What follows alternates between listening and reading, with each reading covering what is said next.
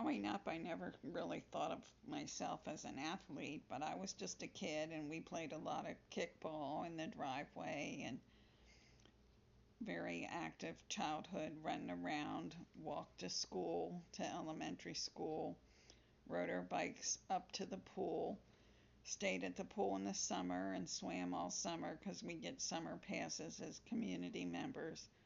So that was kind of active. And the only thing that I did sports wise when I was in high school is I did go out for swim team, but I didn't stay at that very long and never even completed the trial work there for swimming, but I like swimming. And then I guess when I got to college, I was not involved in sports, but I was involved in the band, in the marching band, so that was kind of good exercise. And then I did symphonic band, but didn't do any sports in college. And then, uh, except they had a bowling alley in the basement of the field house, and the field house was the big gymnasium, and that's where the basketball games, and they also had a lot of concerts and stuff. That's where we saw in the field house the traveling band for the Who, and we saw the entire rock opera of Tommy there at Shippensburg University, where we attended school. We started there, it was called Shippensburg State College, SSC, and it became a university through the Pennsylvania University system. All the state schools became universities during the years that I was there between 71 and 75. So I did bowl on the college team for a while, and I remember the college team in January of 1975, before we graduated, had a tournament that was at West Virginia University against other colleges and universities. And I remember I did very poorly, so it was not very exciting of the month. But there was, I'm not sure what month it was, but it was during my senior year at college that I did get Bowler of the Month uh, for one of those months in early 1975. Then, of course, after college, we got married, but we did keep bowling and we bowled with our friends, and we even had bowling summer leagues with Rhonda and Dave and had bowling shirts, and I have photos of us in our Yingling bowling shirts. So we did summer leagues in 1975, and then I think in 1978 we started a winter league. And let's see, bowled off and on. We also lived in York after we were married, so sometimes, most of the time, we would drive to Trindle Bowl so we could bowl on the same team with Rhonda and Dave. So we uh, kept in touch with Mechanicsburg and drove back and forth from York to Mechanicsburg for our bowling. And I think that seemed like it may have been Sunday nights. I'm not exactly sure. I did make a note in my diary that in 1981, we did do a tournament at the ABC Lanes for bowling that summer, but I don't know what kind of tournament was, and I don't really remember anything about it. And then, of course, we still kept bowling, I think, until I got pregnant with Adam, and he was born in 1986. But I did bowl in a league from 86 to 87 uh, with the ladies' league during the day.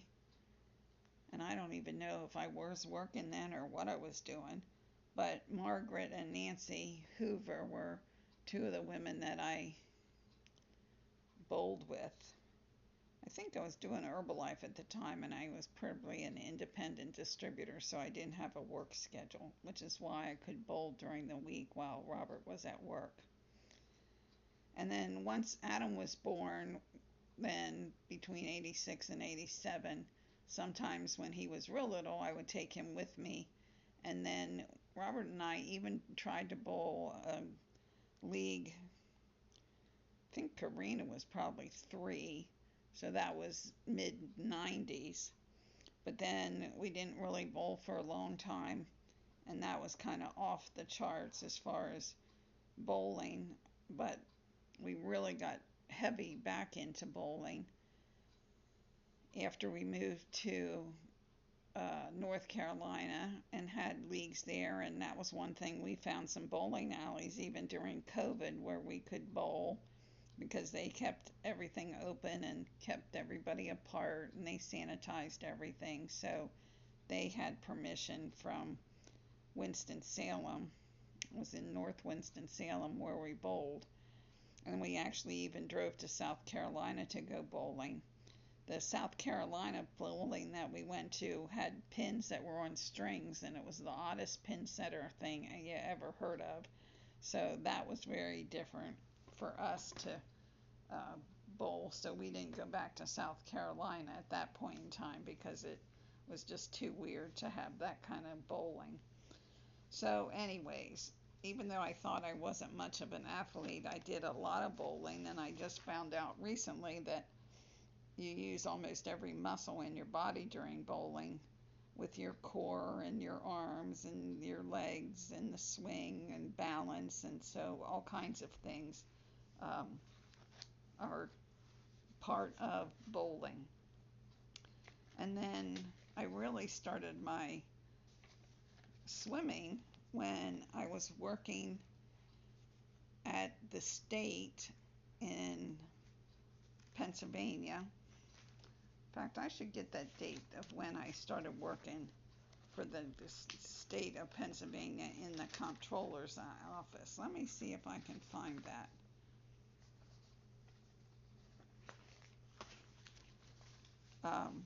Connie joined our carpool. At first it was, gosh, if I can think of everybody's name, there was 2 attorneys that worked for the state. There was me, I worked in the comptroller's office. So did Tom, worked in the compost office. And then Connie joined the carpool. So 1, 2, 3, 6 of us carpooled up to the state from York. So we parked at the one guy's house and carpooled up there. But then Connie wanted to start getting into swimming. So instead of going into the Y or anything, we found out that the Ramada Inn had memberships where they had the pool for the hotel. So we could go in there and use the pool. And we went in as a family membership, even though Connie and I were just friends through work that we knew from each other from the carpool. But everybody believed that we were sisters, so that really didn't matter. We got a better price. But it was really funny because the lifeguards were very young and we thought we were young. And I remember I was talking about 007, and I said about my favorite 007 character was Sean Connery, and this young lifeguard said, well, who is that? So it's nothing like making me feel old. But he did say to Connie and I, are you girls sisters? And she said yes, and then I laughed because in the locker room I said, we're not really sisters. And she says, well, when you're wet and in a bathing suit and your hair slicked down, everybody kind of looks similar, and it's hard to tell people without different hairdos and hair color and that sort of thing. So that was fun swimming at the Ramada Inn during those years when I was carpooling with Connie up and back to Harrisburg from York. So that was the swimming after the bowling. And then, of course, we were always into biking. Robert and I really got into biking because he was working at York Graphic Services at the time. And a group of guys that he worked with, they were going to go on a bike trip where they were going to bike from York to Caledonia Park, Caledonia State Park. I don't know how far that was, maybe 70 some miles for the weekend and then camp over.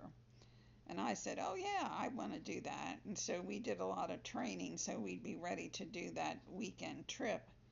Little did I know that everybody that was going to do the trip on the bike were men. I was the only female that did it, and all the other wives, they drove up to the campground and brought up the food and the campground and the camping equipment. And so I was the only one that did that.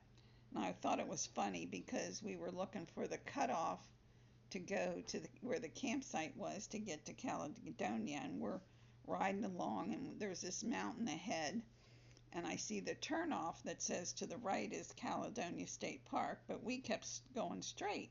We kept going straight up the mountain, and it was a mountain because you had to be in a low gear as you were going along at the top, and it got to be pretty strenuous.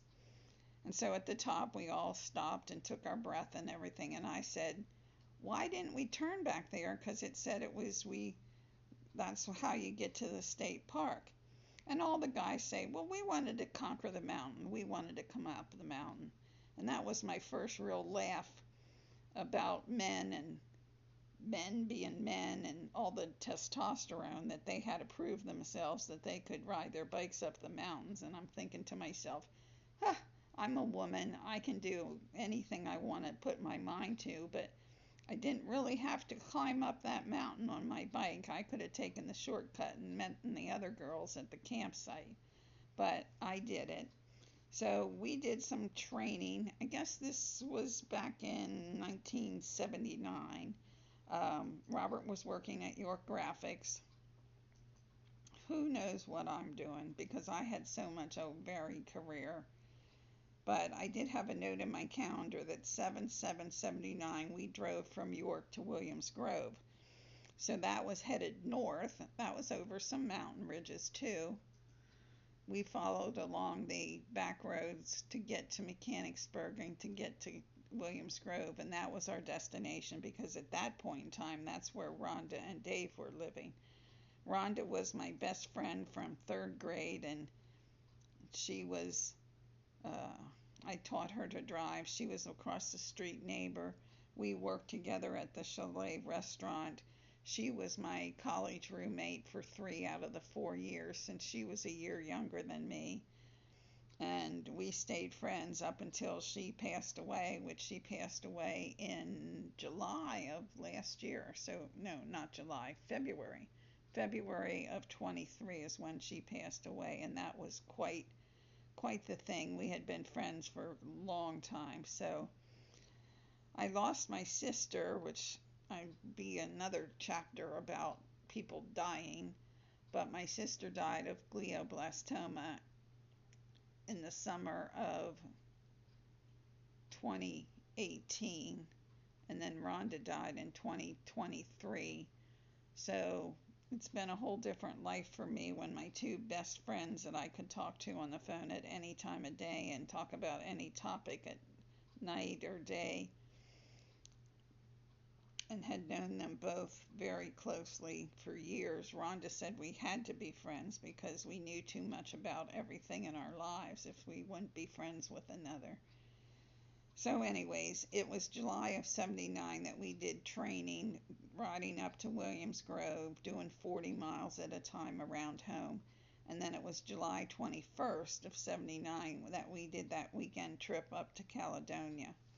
And then most of that summer we did a lot of riding. I remember the next month in August we rode up to Mechanicsburg and back, and we did a ride to Abbottstown. That's when I had my first bike wreck.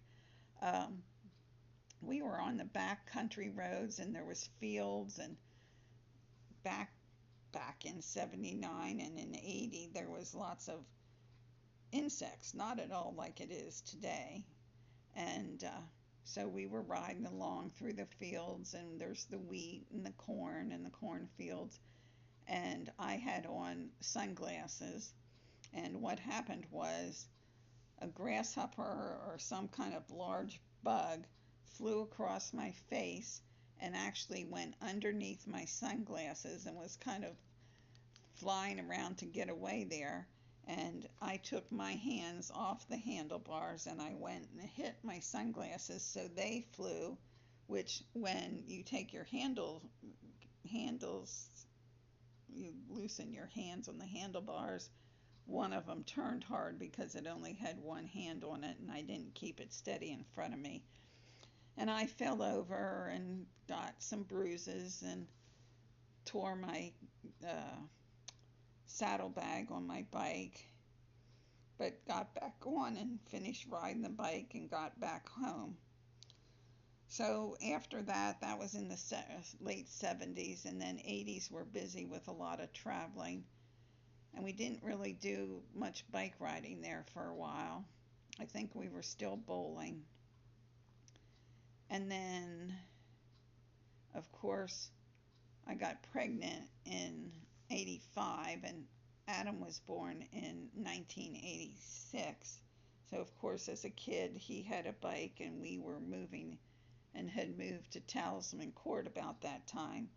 So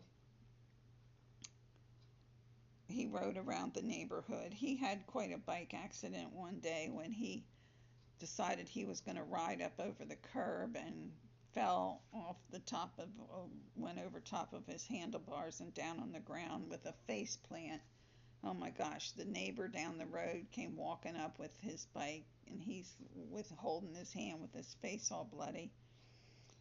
And I said, oh my gosh, what happened? So Adam was a challenge as a child because he walked into the wall at the gym class at the YMCA when they were playing a game, and he flipped his face on the bike early on.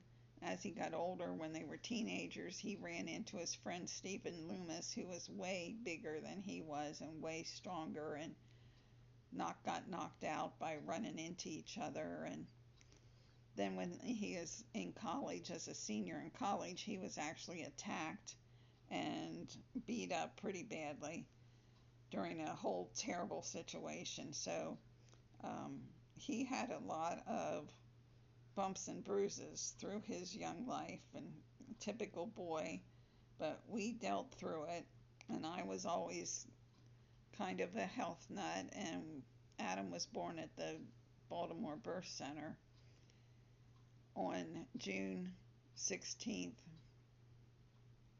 1986. And we did a La Boyer bath with him, and I didn't want to do any hospital birth and no meds, so it was all natural. And we were home like when he was 3-4 hours home to our house at Shasta Drive at the time. But we did a lot of homeopathic things and natural food, and I guess there was a year or two where we were vegetarians, but the naturopath doctor said if he likes meat, let him eat meat. So we just stopped the vegetarian thing.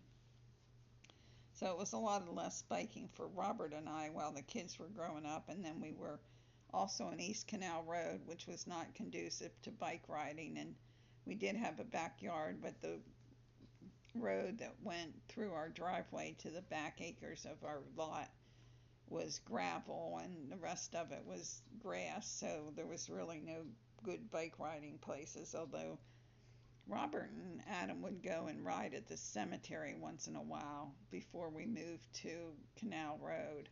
That's when we were on Talisman Court. But then when we moved to North Carolina, in 2014. Lots and lots of greenway riding in Greensboro, North Carolina on the High Point. We hooked up with the Performance Bicycle Shop, and they had rides every weekend. And really have a lot to talk about bike riding because we did three coastal rides with something called CNC, Cycle North Carolina is an organization, so we rode with them. One of the things I really wanted to do at one point in time was there's a group of cyclists in Minnesota, and since they don't ride in the winter, they would take a bicycle trip riding down from Miami to Key West every winter, which would have been a great ride, and I was trying to figure out how we could do that, but that never came to fruition at all. But it was something I thought would be a cool thing to do. But in another chapter, I'll tell you about our CNC coastal rides. Um, wasn't going to take a whole lot of time with that now. And so the biking and the swimming, and I never liked to run once I was over 20, but we were fairly active, and it wasn't until I was 63 years old and had survived ovarian cancer surgery that Karina challenged me to do a triathlon. So there's going to be a whole other chapter on triathlons and how that changed my life. So at that point in time, we moved to North Carolina in December of 14, and in 15 is when I discovered I had a giant tumor in my abdomen. So during the summer and in August, I had a CT scan, and they said, no, that's really big, and they sent me to a cancer center. But they wanted to do surgery, and I didn't want them to just do any old surgery. And we had a trip planned for our 30th wedding anniversary that August when this was diagnosed. So I said, I'm going on this trip. I'll talk to you when we get back. So that was a delay, and that's a whole other chapter about my ovarian cancer. But it was after that the surgery was in September of 15, and in February of 16 was when Karina challenged me to do a all women's only triathlon with her, a short sprint. So that's the beginning of another chapter, is my triathlon career. 63 years old. That was from 2016 up through 2022 was the last one I did one. And then, of course, 23 is when I have my second bout of cancer. So here I am telling stories about my life and things I found interesting. So for now, we'll put the cycling coastal rides on hold, and we'll put the triathlons on hold, but you got a whole lot of idea about the things and the little bit of athletics that we did prior to my intense athletics, which started in 2016 at age 63. We were working out at the gym even after that, and I was really feeling 100% terrific. We ate right. There's a whole other story and a whole other chapter about curing our diabetes that we had when we were heavy. So lots more to hear about later. Signing off for now. Have a good evening. Bye-bye.